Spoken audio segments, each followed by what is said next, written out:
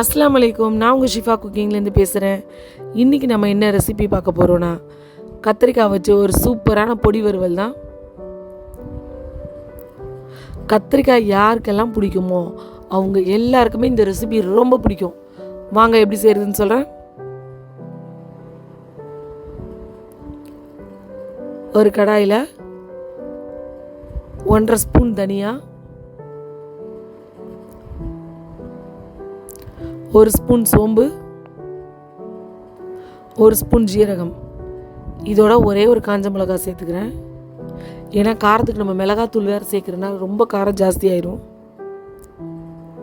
அடுப்பு லோ ஃப்ளேமில் வச்சு இந்த தனியா, மிளகாய், ஜீரகம்லாம் நல்லா வறுக்கிற அளவுக்கு நல்லா வறுத்துக்கோங்க.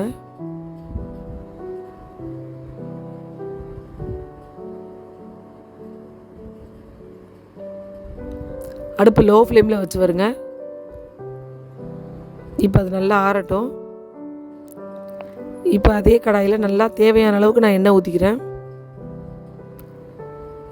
எண்ணெய் நல்லா காஞ்ச உடனே ஒரு 1/2 ஸ்பூன் கடுகு போடுறேன். கடுகும் வெடிச்சிருச்சு. இப்போ இதில் ஒரு ஸ்பூன் அளவுக்கு கடலைப்பருப்பு சேர்த்துருக்கேன். கடலைப்பருப்பு எண்ணெயில் கொஞ்சம் பொரிஞ்சதுக்கு அப்புறமா ஒரு பெரிய வெங்காயத்தை பொடியாக கட் பண்ணி சேர்த்துக்கிறேன். வெங்காயம் கொஞ்சம் நல்லா வதங்கி வரட்டும்.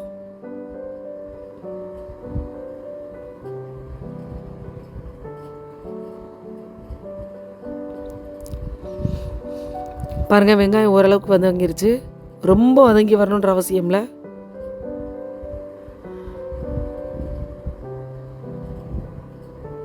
இந்த அளவுக்கு வதங்கினா போதும். இப்போ இதில் ஒரு கொத்து கருவேப்பிலை சேர்த்துக்கிறேன்.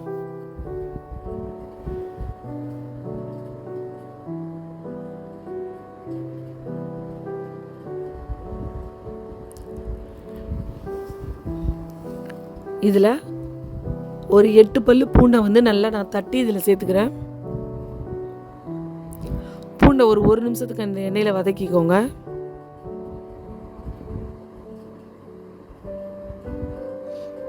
பூண்டு 1 நிமிஷம் வதங்கினதுக்கு அப்புறமா ஒரு தக்காளியை சின்னதாக கட் பண்ணி சேர்த்துருக்கேன். இப்போ அடுப்பு லோ ஃப்ளேமில் வச்சுக்கோங்க. ஏன்னா அந்த தக்காளி நல்லா வெந்து மேஷ் ஆகணும். நம்ம அரைச்செல்லாம் போடக்கூடாது, அதையே நல்லா வேகணும்.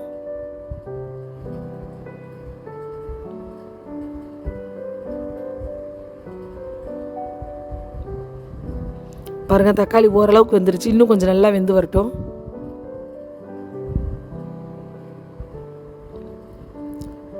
இப்போ இதில் 1 ஸ்பூன் மிளகாத்தூள், 1/4 ஸ்பூன் மஞ்சள் தூள், 3/4 ஸ்பூன் தனியாத்தூள், இப்போ இதெல்லாத்தையும் நல்லா பரட்டி விட்ருங்க. அடுப்பு கண்டிப்பாக லோ ஃப்ளேமில் தான் இருக்கணும், இல்லைன்னா கருகிரும்.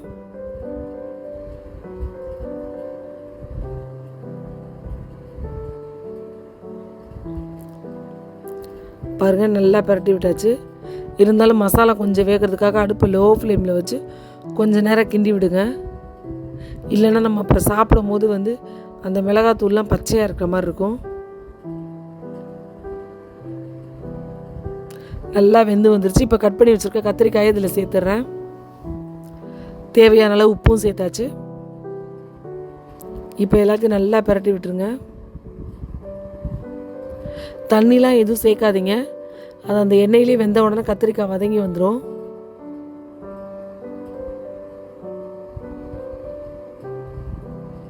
இப்போ ஒரு மூடி போட்டு மூடி வச்சிடுறேன்.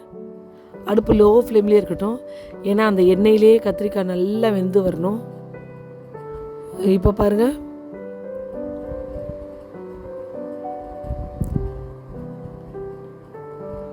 பார்த்தீங்களா கத்திரிக்காய் எந்த அளவுக்கு வெந்திருக்குன்னு.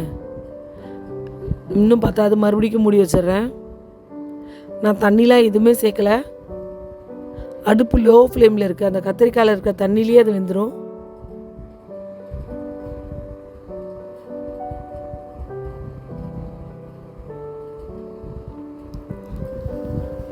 இப்போ கத்திரிக்காய் வெந்திருக்கான்னு பார்த்தீங்களா?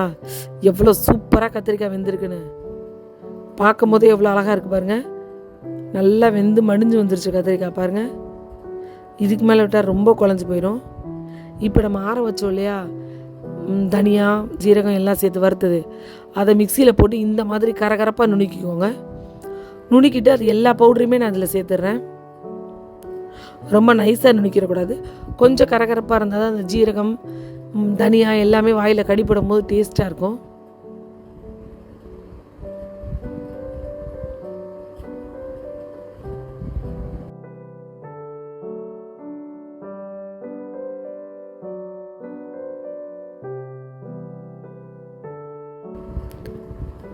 அவ்வளவுதான், ஒரு சூப்பரான கத்திரிக்காய் பொடி வறுவல் ரெடி ஆகிடுச்சு. நீங்களும் உங்கள் வீட்டில் ட்ரை பண்ணி பாருங்கள். ட்ரை பண்ணி பார்த்துட்டு எப்படி இருந்துச்சுன்னு கமெண்டில் சொல்லுங்கள். என்னோட அந்த ரெசிபி உங்களுக்கு பிடிச்சிருந்துச்சுன்னா என்னோடய சேனலை லைக் பண்ணுங்கள், ஹைப் பண்ணுங்கள். மறந்துடாமல் என்னோடய சேனலை சப்ஸ்கிரைப் பண்ணுங்கள். சூப்பர், சப்ஸ்கிரைப் பண்ணுங்க. தேங்க்யூ.